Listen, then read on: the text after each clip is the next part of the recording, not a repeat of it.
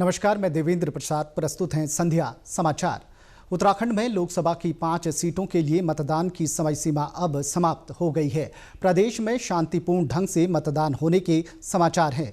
मतदान केंद्रों में अब भी वो मतदाता मतदान कर रहे हैं जो तय समय तक पोलिंग बूथ तक पहुंच गए थे। अपर मुख्य निर्वाचन अधिकारी विजय कुमार जोगदंडे ने बताया कि दोपहर 3 बजे तक प्रदेश में 45.62% मतदान हुआ है। उन्होंने बताया कि नैनीताल में 49.94% मतदान हुआ। इसके अलावा हरिद्वार में 49.62%, अल्मोड़ा में 38.43%, पौड़ी गढ़वाल में 42.12% और टिहरी गढ़वाल में 44.05% मतदान हुआ है। गौरतलब है कि वर्ष 2019 में दोपहर 1 बजे तक मतदान 48.42% हुआ था। ज्यादा जानकारी के लिए अब आपको लेके चलते हैं हमारे संवाददाता अवधेश नौटियाल जी के पास। अवधेश जी, ये बताइए, 5 बज चुके हैं, आप सुबह से ही बूथों पर डटे हुए हैं। ये बताइए, अलग अलग मतदान केंद्रों में कैसी है वोटरों की प्रतिक्रिया?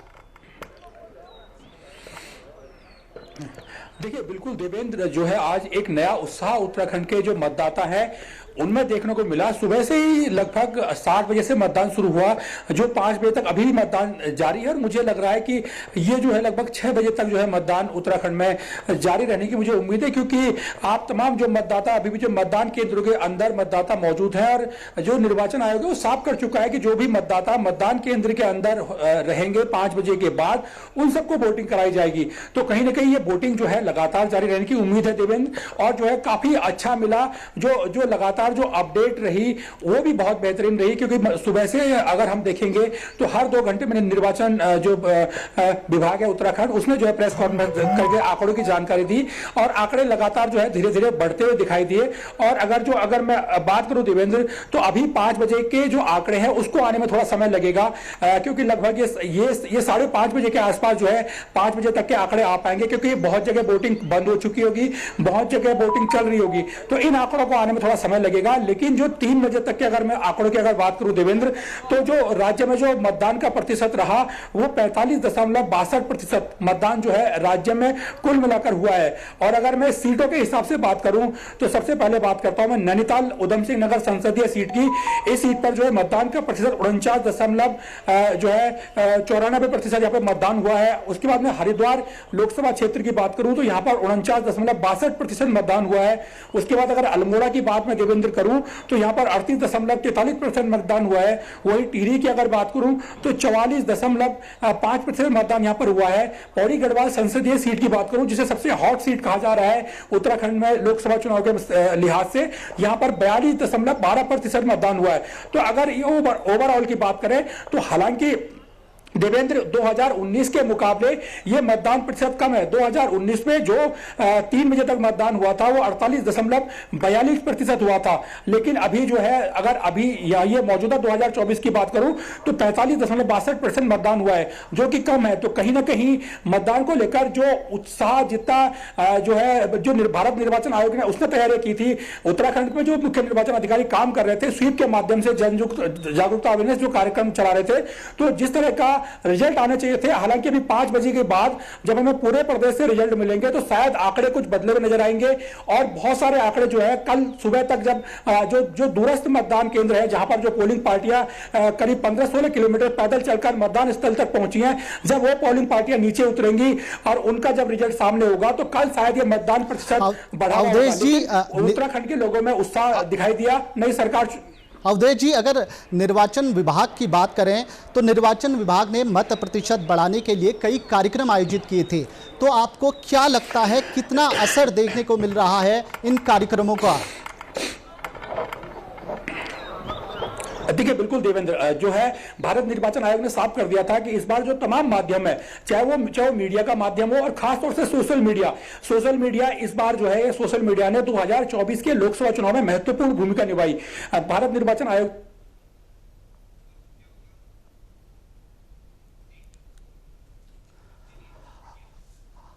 बात अल्मोड़ा संसदीय सीट के रानीखेत क्षेत्र की करते हैं। यहां लोकतंत्र के इस महापर्व पर जहां मतदाताओं में काफी उत्साह देखने को मिला, वहीं इस सीट से भाजपा प्रत्याशी अजय भट्ट ने अपनी पत्नी के साथ सरस्वती स्कूल के बूथ नंबर 135 में मतदान किया। वहीं उन्होंने कहा कि इस बार जनता में गजब का उत्साह है जो पहले कभी नहीं देखा गया। ये हमारी अमूल्य निधि है। कोई मजदूरी कर रहा हो, बेलचा चला रहा हो, कंकड़ तोड़ रहा हो, छोटी मोटी दुकान करके या फिर रेहड़ी पटरी पर बैठ के खोमचा लगा के अपना जीवन यापन कर रहा हो, या कोई अरबोंपति हो, खरबोंपति हो, दोनों के वोट की कीमत एक सी है। इसीलिए अमूल्य कहा गया है, बराबर है। अगर कोई बहुत बड़ा आदमी आ रहा हो, कोई डिग्नेटरी आ रही हो, कोई मजदूर आगे से लगा हो, हटो हटो हटो वोट देने के लिए आ रहे हैं फलाना, हम नहीं कहेंगे, क्योंकि दोनों को बराबर पावर दी है। इस बार भारतीय स्टेट बैंक के सहयोग से निर्वाचन आयोग ने प्रदेश के सभी जिलों में एक एक आदर्श महिला मतदान केंद्र बनाया।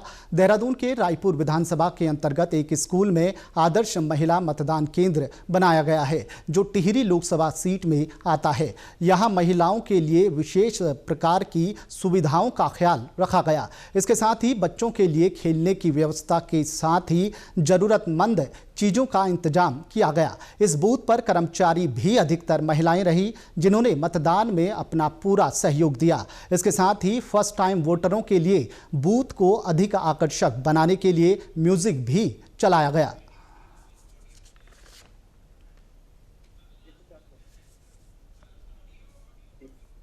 उत्तराखंड के 13 डिस्ट्रिक्ट्स में प्रत्येक डिस्ट्रिक्ट में एक मॉडल बूथ बनाएंगे और उसका केंद्र रहेंगी महिलाएं, तो इसीलिए इसका नाम आदर्श महिला मतदान केंद्र रखा गया है। और इसका कंसेप्ट बेसिकली महिलाओं को ध्यान में रख के बनाया गया है। यहाँ की डेकोरेशन जैसे आप देख रहे हैं कि महिलाओं को देखते हुए पिंक डेकोरेशन की गई है, और जो महिलाएं अपने बच्चों को लेकर आएंगी, इन्फेंट्स को लेकर आएंगी, उनके लिए इन्फेंट रूम बनाया गया है, और जो बड़े बच्चे हैं उनके लिए किड्स रूम बनाया गया है, और साथ ही उनके बैठने की, पानी की और धूप को देखते हुए शेड और पंखे की व्यवस्था की गई है, जिससे उनका मतदान का एक्सपीरियंस जो है वो सुगम रहे और उनका एक नया एक्सपीरियंस मिले कि मतदान सिर्फ एक पारंपरिक तरीके से लंबी लंबी लाइनों में लग के और मतदान करने की जो स्थिति हुआ करती थी उसको बदलने के लिए प्रयास भारतीय स्टेट बैंक ने इलेक्शन कमीशन के सहयोग के साथ। वहीं हरिद्वार में भी महिलाओं में आदर्श मतदान केंद्र को लेकर काफी उत्साह देखने को मिला। सर पहले से और अच्छा लगा, काफी अच्छी सुविधा कर रखी है, मतलब वोट डालने में बहुत आसानी हुई और लड़कों के साथ लाइन में नहीं लगना पड़ा, अलग से लाइन लगी, तो उसके लिए बहुत अच्छा लगा। हरिद्वार में कैसे रही चुनावी प्रक्रिया और मतदाताओं में कितना रहा उत्साह बताने के लिए हरिद्वार से हमारे साथ जुड़ रहे हैं हमारे संवाददाता देवेंद्र शर्मा। देवेंद्र जी, ये बताइए कि हरिद्वार में कैसा रहा वोटरों में उत्साह, आज कैसा है हरिद्वार का माहौल? देखिए, हरिद्वार में सुबह 7 बजे से ही जो है मतदान केंद्रों में मतदाताओं की जो है कतारें लगनी शुरू हो गई थी, क्योंकि सुबह जो है थोड़ा मौसम सही था, तो उस समय सुबह बहुत अधिक वोटिंग हुई।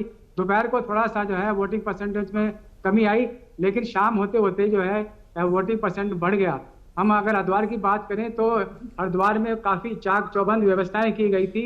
इस बार जो है 11 महिला केंद्र बनाए गए थे जो महिलाओं की सुरक्षा को देखते हुए और उनको बेहिचक जो है मतदान कराने के लिए मतदान केंद्र बनाए गए थे। इसके अलावा जो है यहाँ पर मीठी पीरी में एक यूनिक बूथ भी बनाया गया था जहाँ पर मतदाताओं के खाने पीने की व्यवस्था थी और वॉलेंटियर उनकी सेवा कर रहे थे। इसके अलावा जो है 11 जो है दिव्यांग जो है वो मतदान केंद्र बनाए गए थे। और शहर में जो है इस बार थोड़ा सा मतदान कम देखने को मिला, जबकि उसकी अपेक्षा देहात में ज़्यादा मतदान हुआ। जैसा कि आप जानते हैं कि हरिद्वार में करीब हरिद्वार जो लोकसभा सीट है वहाँ पर करीब 20 लाख से अधिक मतदाता है, जिसमें 10.5 लाख जो है वो पुरुष और करीब 9.5 लाख महिला मतदाता है। तो हरिद्वार का संसदीय इतिहास की बात करें तो यहाँ पर जो है 1977 में जो है यह लोकसभा सीट जो है अस्तित्व में आई। पहले सहारनपुर में थी, उसके बाद जो है ये हरिद्वार संसदीय सीट बनी। तो पहले जो यहाँ पर जो थे वो जो यहाँ पर संसद बने वो भगवान सिंह राठौर जनता पार्टी के बने। उसके बाद 2014 से लगातार यहाँ पर जो है डॉक्टर रमेश पोखरियाल निशंक जी यहाँ पर सांसद बने 2009 में हालांकि हरीश रावत यहाँ पर सांसद बने, लेकिन उसके बाद लगातार जो है यहाँ पर भाजपा जीतती रही है। इस बार जो है हरिद्वार में जो सुरक्षा व्यवस्था है उसको लेकर जो है काफी जो है पुलिस ने इंतजाम किए थे। काफी 8 करोड़ से अधिक नकदी बरामद की गई और 10,000 से अधिक लीटर जो है वो शराब बरामद की गई। इसके अलावा मादक पदार्थ भी जो है। ये बताइए, कोई छिटपुट घटना की खबर है? हाँ, हरिद्वार में एक ज्वालापुर में एक छोटी सी घटना हुई थी जिसमें जो है एक जो है मानसिक रूप से अस्वस्थ व्यक्ति ने जो है वो एक ईवीएम को जो है नीचे पटक दिया और वो जो है उसको लेकर थोड़ा बहुत वहाँ डिस्टर्बेंस हुई, लेकिन वो मशीन में कोई खराबी नहीं आई। हालांकि बड़े अधिकारी वहाँ पर तुरंत पहुँच गए थे, डीएम वहाँ पहुँच गए थे, उन्होंने उसको हिरासत में ले लिया था। उसके बाद से जो है सुचारू मतदान हुआ। कुल मिलाकर देखा जाए तो हरिद्वार में जो है मतदान जो है बहुत ही शांतिपूर्वक और निर्विघ्न रूप से चल रहा है और किसी तरह से कोई जो है बड़ी घटना की यहाँ पर खबर नहीं है। जी, बहुत बहुत धन्यवाद आपका। चुनाव आयोग ने इस बार मतदेय स्थलों पर दिव्यांग मतदाताओं के लिए विशेष व्यवस्थाएं की थी। देहरादून में मतदान के लिए दिव्यांगों में भी उत्साह देखने को मिला। अलग अलग पोलिंग बूथों पर दिव्यांग नजर आए। दिव्यांग मतदाता कनिका का कहना है कि उन्होंने रोजगार और महिला सुरक्षा के मुद्दे पर वोट डाला है। मेरे 2 सबसे बड़े मुद्दे हैं जो कि है अनएम्प्लॉयमेंट, बेरोजगारी और महिला सुरक्षा, जो कि उत्तराखंड में बहुत ज़्यादा बिगड़ती हुई हालत नज़र आ रही है। उन मुद्दों पे मैंने अपना मत डाला है। वहीं एक अन्य दिव्यांग मतदाता डॉक्टर सपना घोष ने कहा कि मतदान सबकी जिम्मेदारी है। मुद्दे का बात यह है कि जो हमारे भारत में इतने सारे परिवर्तन आ रहे हैं और जो अच्छाई है, हम इतने पढ़े लिखे हैं, हम उसी को समझकर वोट डालने के लिए आए हैं इस उम्र में भी, क्योंकि भारत आगे बढ़ रहा है और भी आगे बढ़ेंगे और जिस मुद्दा हमारे सबसे अच्छी लगी वही पर हमने विचार किया। वहीं हल्द्वानी में दिव्यांग मतदाताओं के लिए विशेष व्यवस्था की गई थी। गोलापार में आदर्श दिव्यांग बूथ बनाया गया था। इस बूथ में 37 दिव्यांग मतदाता थे। निर्वाचन आयोग द्वारा दिव्यांग मतदाताओं को लाने व ले जाने की व्यवस्था के साथ ही इस बूथ पर व्हील चेयर का भी इंतजाम किया गया। यहां ब्रेल लिपि युक्त ईवीएम की भी व्यवस्था की गई। मतदान के बाद दिव्यांग मतदाता अंजू बिष्ट और पूजा मेहता ने कहा कि हर किसी को मतदान जरूर करना चाहिए, जिससे राष्ट्र निर्माण में सहयोग मिल सके। और यहाँ पे सबसे अच्छी सुविधा ये थी कि हाँ, ब्रेल लिपि में जो हमारा जो ईवीएम था, इलेक्ट्रॉनिक वोटिंग मशीन थी, उस पर जो भी चीज़ें वहाँ पे अवेलेबल थी, सेम वही चीज़ें हमें ब्रेल में भी उपलब्ध थी। और इसके साथ साथ मैंने देखा कि जो ईवीएम है उसमें भी ब्रेल लिपि में लिखा गया था, नंबरिंग वगैरह वही सेम चीज़ हमारे स्क्रिप्ट में ही थी, जिससे हमें मतदान देने में आसानी हुई। क्योंकि एक सशक्त भारत ही हमारे आने वाले समाज के लिए बहुत अच्छा कर सकता है, खुद हमारे लिए भी। सीमांत जनपद चमोली के वाइब्रेंट विलेज नीति माणा घाटी के मतदाताओं ने उत्साह से मतदान किया। इस समय नीति और माणा घाटी बर्फ से आच्छादित है। इन घाटियों में 9 हिमच्छादित मतदेय स्थल बनाए गए थे। इन माइग्रेट मतदाताओं को शीतकालीन निवास स्थल के समीप ही मतदान करने की सुविधा दी गई है। इसके लिए जिले में 40 बूथ चिन्हित किए गए हैं। इसमें बद्रीनाथ विधानसभा में 27, थराली विधानसभा में 6 और कर्णप्रयाग विधानसभा के 7 मतदेय स्थलों में संबद्ध किया गया था।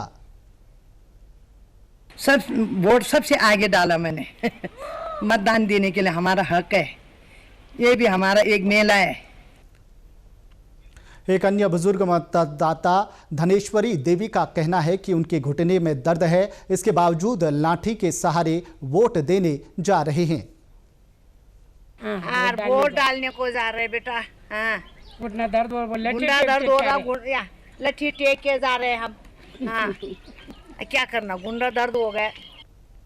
वहीं मतदाता बीना और रीना ने कहा कि मतदान कर सबको देश के विकास में भागीदारी करनी चाहिए। हमने 19 अप्रैल को वोट डाला है, जिसमें हमें सभी वर्ग के छोटे बड़े 18 साल से ऊपर को वोट देना जरूरी है लोकतंत्र के लिए। इसी के साथ अभी तक के समाचार समाप्त हुए। दूरदर्शन समाचारों से जुड़े रहें। मिलते हैं फिर शाम 6:30 बजे के बुलेटिन में। नमस्कार।